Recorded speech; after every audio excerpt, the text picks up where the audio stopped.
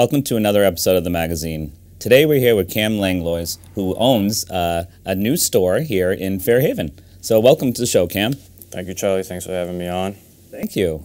So how did this all begin? So this all began about 10, 11 years now when I was a senior in high school. I started collecting Air Jordans mainly through the influence of my brother Ethan. He got me into it. He was collecting sneakers at the time, and it was becoming a popular thing. I bought my first pair, I'd say, when I was 17, and it was a pair of Air Jordan 11s called the Bread 11s. That was my first ever pair of Jordans. From there, it just became more of a hobby for me where I started buying, collecting, trading, and selling them all. I ended up growing my collection from one pair up to probably almost 200 over the course of like 5 years, you know, through buying them, trading them, selling them. What ended up growing my collection and giving me the interest in this business was I was seeing people when they wanted to sell their collections because they needed money, they would want to just sell them outright for less than the shoes were worth. And I ended up buying a big bundle of about 20 that were my size. And I didn't really buy them with the intention to like sell them. But I ended up getting all of them, and I was like, you know, I'm not really ever going to wear all these. And then some of my friends who were my size were like, well, would you want to sell me one? So I ended up selling off a couple of them, and I ended up making my money back and ended up getting to keep like 4 or 5 of them at no cost. And that's when I was like, you know, I can build my collection for free, essentially doing that. So I started reselling sneakers. It was more of a side hobby. At the time, I was working full-time here, there, everywhere. But I ended up doing it online through a couple different platforms. At the time, the big one was called Kixify, which it was an online place similar to like StockX and GOAT, which anybody who follows sneakers knows about those apps. And I also moved on to eBay, which is a big platform as well. After a while of doing that, I kind of fell off with the hobby a little bit. I focused more on being a personal trainer and doing dietary because that was what my main career path was at the time. And this was always the side hustle. But I ended up bringing back this passion, and I went pretty hard with it through Facebook selling, you know, online, dealing with a lot of people from a local group known as the 508 Sneakerheads. It's been around for about 10 years as well, and it's got about 20,000 members on it, all people who like to buy, sell, and trade sneakers. So I ended up getting really back into it end of 2019, right before COVID. And COVID just blew this business out of proportion. Like, people were buying sneakers left and right. You know, I was traveling, doing conventions until they stopped because of the COVID lockdown. But I was able to get the money together and get enough inventory to open up my store in the South End, which was my first location inside Kilburn Mills. And that, when you publicized the name, is that when? That's when I first created the 508 SneakerStore. That was the first location for it. It was named after the group, the 508 Sneakerheads, which is a group that I help run. So that was my first little store. And it was a great store. I needed a startup. I had never owned a business before. So I started there. You know, at first it was a process of getting it going, and obviously it wasn't, you know, as appealing as my current store was, but I made it work. People came and supported me, and it just became something that kept getting bigger and bigger and bigger. While I was there, I actually won an award through eBay for selling over 1,000 sneakers in 1 year, which is a pretty big accomplishment for eBay. I also am a top-rated seller on StockX and GOAT, which are 2 other of the well-known sneaker apps, you could say. I was in there for about 2 years. I was really quickly outgrowing it. I started looking for spaces, couldn't find anything. Lo and behold, out of nowhere, Brian, the owner of the pharmacy, who I have done sneaker deals with, reached out to me, and he was like, you know, I have this spot. I'd be interested in putting your business into it. So I came and I looked at it. He told me what he could make it into, and I seen it, and I was like, you know what, all right, it's time to move on. So we moved over here to Fairhaven to a bigger location. and now I have way more space, and that move really changed my life, honestly. Okay. This is my hometown, obviously. This is where I grew up, so it was great being here, but the grand opening was insane. I had over 200 sales that day. I had hundreds of people come up. My post got shared 600 times, actually, and almost 100,000 people seen the post. And that day was just crazy for me, you know. It really changed my life, and the store has done a lot, and the customers and the people that come in have made a big difference, and the town has just taken to it greatly, you know. Everybody comes in, they all like it. The kids, ages 5 all the way to 40-year-old men, you know, like, sneakers are for everybody right now. That's just the culture. Girls, it doesn't matter. And that pretty much puts us where we are today. You know, this is my store now, so. That's great. And you had mentioned that you first started this by finding sneakers your size 11. I did, yeah. So do you have plenty of inventories? Like, if someone has a size bigger than 11? Yeah. So at first, like you said, I was pretty much just reselling my own size because I wasn't buying all kinds of sizes. It was just stuff that I would buy for myself, which I was buying 10.5 to like 11.5 because I can make it diverse if it's a little bit bigger or smaller. But when I knew I was opening a store, I slowly was starting to get a lot of just all size stuff, mainly just men's. Then I moved into the girls and the kids sizes, and then I moved here, and now I started carrying, you know, even toddler size sneakers. And now I have pretty much everything for babies all the way up to whatever age, you know. The biggest size we carry is 14, and then the smallest size is like around a 4 toddler, which is for like a newborn baby almost. Oh, wow. Yeah, okay. so I have pretty much everything here. Oh, that's great. Yep. So, well, I'm glad you're in Fairhaven. Thank you. And I'm glad that you're a part of our community, because you're a community that you graduated from Fairhaven High, so you're a hometown, and starting a business in your own town. So, what you talked about your brother inspiring you. I did. Any other inspirations along the way here? Definitely that shoe group, you know, like that shoe group helped me out a lot. I definitely don't even think I'd be here without it, just because that was my access to a ton of people that had stuff for sale. You know, without that, I wouldn't have made, you know, even half the connections I've made today. Like, that group was super important, and I would never have even gotten into sneakers if my brother didn't show me and entice me to start collecting them. So I owe, you know, both those, my brother and that group, a lot of credit for this. Of course. Yeah. And I would just say that's it. You know? Yeah, yeah. So what are your hours of operation here? We're open 2 to 6 during the week, and then 12 to 5 on the weekends. I'm open 7 days a week. 7 days a week? Yeah, it's not long hours, so I can make it work, but I try and give everybody a chance to get here at some point each day, you know. I pretty much am working every day. I try and get coverage for one day if I can take a day off, but when you own your business, you're dedicated, you know what I'm saying? You know you have to put that work in if you want to get the results, so that's what I'm here to do. Absolutely. Yeah. And what's the best number if someone wanted to call and ask a question about a shoe, sneaker, or something? All right, so we don't do a phone here just because by myself it'd be a lot for me to run with that. So I use Facebook and I use Instagram messaging just because I can answer it at my own will when I have downtime and I'm not dealing with a line of customers, then I have the phone ringing. That's smart. Yeah. So for that, on Facebook, the page is just the 508 SneakerStore if you look it up. Okay. And then it's the same for the Instagram at the 508 SneakerStore. And anybody, it's all public. Anybody can message me and I will see it. It might not be within an hour, it might be a couple hours, but I will get back to you. Yeah. Absolutely, that's great. Yep. So you're nice success, great success story. What's next? What's the future? So going back to my roots of originally being a personal trainer and doing dietary, I'm actually going to be opening up a gym in New Bedford from sometime between April and May. We signed the lease earlier last week. Oh, great. I'm going to be doing it with my friend Jared Antle.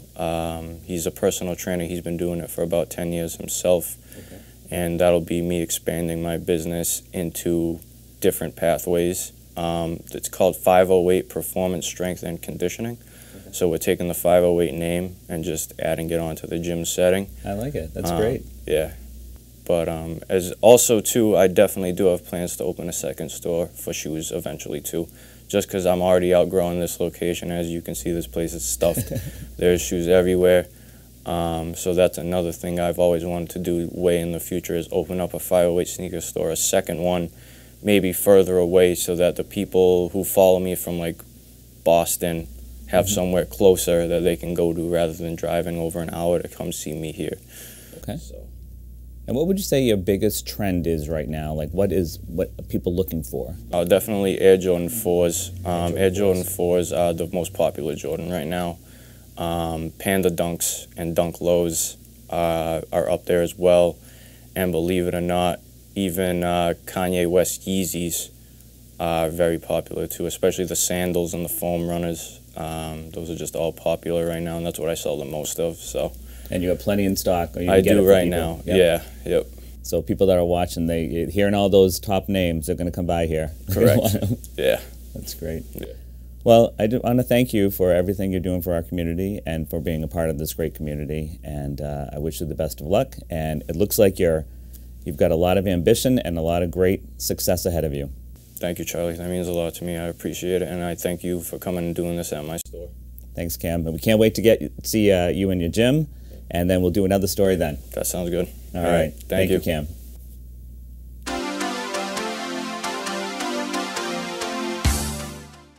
We're back to the magazine now with our next segment with Melissa Gagne. Welcome, Melissa. Thank you so much for having me. Oh, absolutely. Pleasure. So, Melissa, tell us something about yourself and where you grew up here and some of your loves for the community.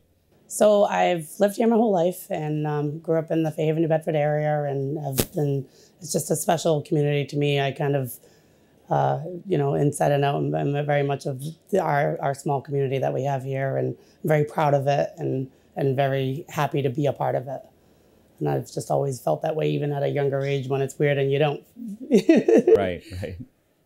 Well, we're very happy that you're a part of our community. Thank you. So how did you get into real estate? It's something that I wanted to do years before I started to do it. And it was, one of those things that you put off. And it was always something that I enjoyed. I always enjoyed real estate in general. I always enjoyed, first and foremost, I like to help people no matter what I'm doing in life, personally, professionally. And so I always thought hand in hand to be able to help somebody with, finding one of the biggest things that they're going to do in life is buy or sell their home or whatever it may be with real estate, help them with their investments and things like that. I just thought it would be really, really cool. And I said, you know what, I finally have to take a go at this and see where it takes me. And I am so glad that I did. I think some of your training also has helped people because they say that buying a house is the most stressful thing you can do. For sure. Yeah.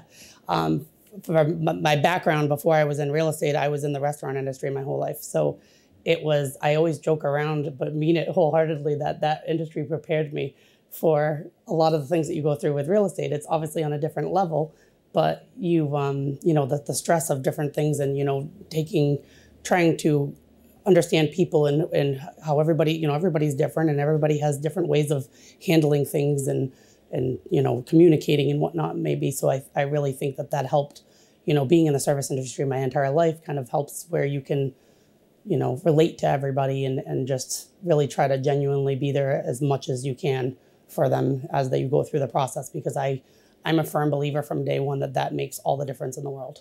Sure. I'm sure people are very nervous, especially the first time homeowners. Absolutely. Yeah. It's one of the biggest things you'll ever do. And of course, everybody wants to make sure that they can afford it, first of all, and that, that they are picking the right house or, that they're making the right decision, the right timing. And there's just so many things involved. A lot of people are starting out, getting ready to either start their family or they're downsizing and, they're saying goodbye to memories from their whole lives of watching their kids grow up at that dinner table. And there's just so many different aspects of emotions and stress, of course, that comes along with it that, I always am very grateful to be a part of, that process, because there are, let's face it, a ton of us out there. So the fact that anybody, single-handedly comes to me and says, hey, we want you to help us, I don't take that for granted for 1 second. Well, you're very humble, but there are a lot of real estate agents out there. But you're probably one of the best, according to a lot of awards that you've achieved. And tell us something about some of the awards, because people don't realize that you know, it's really hard to be a real estate agent. It is. Especially when, you know, it's hard to find houses. Yes, it is. Especially in this market. For sure. We've been in a low inventory, and then of course COVID happened and the inventory got even lower, so it brought it to a whole nother level. But the, you know, real estate is, I love my job. I love what I do. I love the everyday people that I get to meet. And, you know, there's different things that come along with it. I'm working when everybody else is not working. So, you know, big kudos to my friends who put up with me for always being the one at work while everybody's getting together. But, you know, you just, you know, it comes with the territory of the job, and it's what we sign up for. So. And didn't you win South Coast Best? I did, 2 years in a row. It still is it's also surreal. But I ended up winning it 2 years in a row, first place on both. And it was just such a cool experience. The second year, of course, by the time they did the award show, we were already in COVID. Right. So it was all virtual. So that was very different. Yeah. But the first year was awesome because they put on a really nice dinner, and it was a really, really cool thing. And, you know, you get to see your colleagues and just other people with businesses out there that you get to support. And it's a very positive experience. And it was really amazing to, I didn't know I was in the running for it. And the next thing you know, I ran into people and they said, "Oh, we voted for you." And I'm like, "Voted for me for what?" and then next thing you know, I was in the top 5, and then it was the top 3, and then I won first place. And and then the second year comes around, I said, "Oh, that's not going to happen again." And then I won. It was amazing. It was really, really cool. Well, that's great. Congratulations. Thank you so much. Quite an achievement. I couldn't do it without our community and with my clients and the people that trust me. That's what got me all of that. So I thank you and everybody around that supports me. Absolutely. So you mentioned the pandemic. How has the pandemic affected real estate? So it's been very interesting, like anything else with any other, you know, everybody trying to learn the new way, us included, because really who had been through that, you know, before. And so myself and our office, we were very hands-on with trying to be the most respectful of our clients as possible, and while trying to still get their real estate needs done, because, you know, there are circumstances where you still had to sell, or you had to buy, you needed a place to live. So it was very different with, you know, just making sure the amount of people, of course, in a house, and doing open houses were just not a thing for a good year and a half. And so what would happen instead was to do a showing on one of your listings, you end up being there for one day for 4, 5, 6 hours, because you're trying to do one person at a time, in and out. You're trying to, you know, wipe down door handles, or we started calling them museum style showings, where, you know, we would only be the ones opening the doors, so that way when the people were coming home that lived there weren't germs, or you tried to stop spread as much as you possible, especially in the beginning, because we knew so little about it. Right. So we were extremely extra with things that we realized obviously down the road were not necessary, but it was better to be safe than sorry. So it's been wild, and then of course it took our low inventory that we were already in and just put it into something that I still have no words for. It was such a super low inventory that to say it was a seller's market wouldn't do it justice, because it was buyers out there all going for what seemed to be the same house. And, you know, it's tough, and it's a little heartbreaking, because you want everybody to get that house. And obviously there's only that one house that they're all going after. And so it's, you know, but we got through it, and now inventory is starting to come up. So it's super exciting. And, good. You know, more than ever, you get excited. We were a little bit later this year because everybody was still, you know, a lot of people were still hesitant. But, you know, post 4th of July has been really good so far. So I'm super excited to hopefully keep that coming, so we can try to help, because I mean, I know not only my clients, but I see people from doing showings at the listings that I've been seeing for the last year and a half coming through. And it's tough, you know, and you want, you know, everybody to figure out what they're going to do. This is people's homes we're talking about. It's not, you know, going out for a piece of cake. Right. So it's, I'm excited to be able to bring more listings out there for people to buy. So. Excellent. So during the pandemic, you were very busy. Yes. Selling houses and doing all that. Last year was a whirlwind. I don't think I had a life, but business was great. And it was, and good, and you're very good at what you do. Thank you. But I also know that you are also very involved with service during the pandemic. Yes, absolutely. I felt a need, I always have, but I felt a need more than ever you know, to be where my career is at right now and then was something that's always been very special to me, and giving back and making sure. And then more than ever, you know, I would see people who, you know, elderly who couldn't leave their homes, or, you know, whatever it may be. And I thought, you know what, we are busy right now, and in a world that who knows what's going on. I still can't understand why real estate went crazy, you know, on a pandemic, when you almost would think at the beginning that it would be the opposite. So we had put together quite a few, a couple of food drives to try to get food out to the community, and very involved with, you know, MO Life Food Pantry, of course. So, you know, doing that and opening, and it was really hard to get people to help us, as you are very aware of, because it's understandably so, people don't want to put themselves at risk, you know, for their own family's sake, for whatever the reason may be, and I totally get that. But I figured I'm out there anyway and working, and I'm, you know, trying to be very careful out there, and so we have a duty to our community, and so, you know, between the food pantry and food drives, we tried to make sure that people had food and that nobody was at home trying to figure out where they were going to get their next meal, or, you know, when there was a toilet paper shortage. We were lucky enough to go through a few different channels, and we worked with the Fairhaven Council on Aging, and we actually worked right from here, from the Fairhaven office, and we had they came and picked us up in the buses that they picked them up in, and we went and dropped off bags of things, with toilet paper to deodorant to paper towels, canned goods, of course, that won't, you know, expire for a while, so that way, just in case. And it's just something that I felt that we absolutely should and needed to do. And yeah, so it was. So I know that you're a part of the Fairhaven Rotary Club. Yes. And I know that when the call went out for the food pantry, the Greater Boston Food Bank, yes, we had shut down at the MLA Food Pantry. We shut down for the 2 weeks in March because we had all thought that it was going to be over in 2 weeks. Yes. You know, back then.